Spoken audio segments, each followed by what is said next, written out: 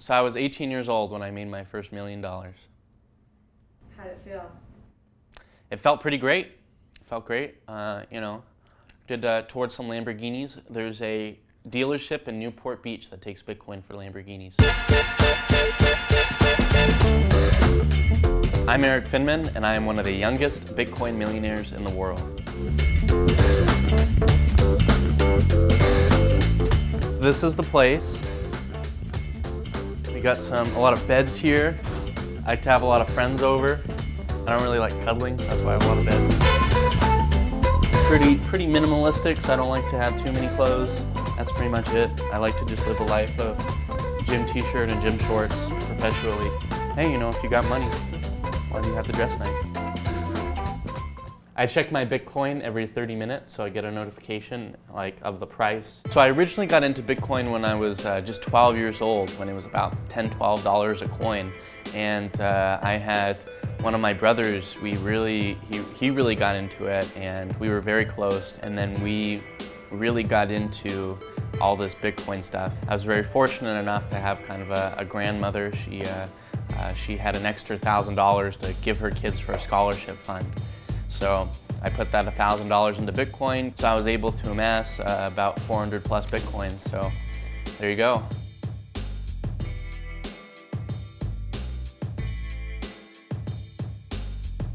So this is Purse. This is a website that allows you to buy things off of Amazon, and then it also gives you a discount because you're using Bitcoin rather than all the fees of credit cards and all that stuff.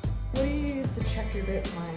So that's where I have a hardware key to check.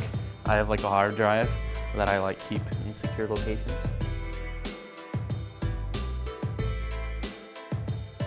Stay away from it. Stay away from Bitcoin. Well, it's a mirage, basically. It is a disruptive technology. It's not regulated, it can't be tracked, and it tends to attract people who are doing illegal things. There are a couple people, kind of top politicians, some Wall Street people, they're saying that Bitcoin is not going to work out, and Bitcoin is kind of used for bad things. And that recently has affected the price because politicians and Wall Street people are very afraid of what Bitcoin will do to them and their industry. So school was maybe not the best thing for me, to say the least. I didn't really particularly enjoy it. I had a lot of teachers that were maybe not the most positive. One teacher told me to drop out and work at McDonald's because that's all I'll ever amount to in life. So I left, I dropped out when I was 15, and I went to start an education company that would help people learn better. It was to give people access to good teachers if you didn't have any locally. I wonder how I came up with that idea. People ever call you smarty pants? No. No. Maybe they should. Erik Finman is the founder of Botangle.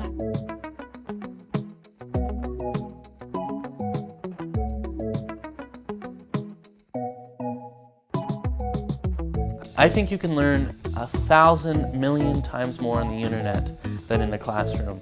Everything is there for you. You just need to have the motivation. Most people think that they have to go through this traditional path and they have to do this, and I'm kind of more aware that that's maybe not so much the case. I think about how can I completely do something my way. So if this is the traditional way of doing it, if I thought about how to redo this from scratch, how could I do that? And I think career, that was one, school, that was two, three, kind of currency, Bitcoin and all that stuff.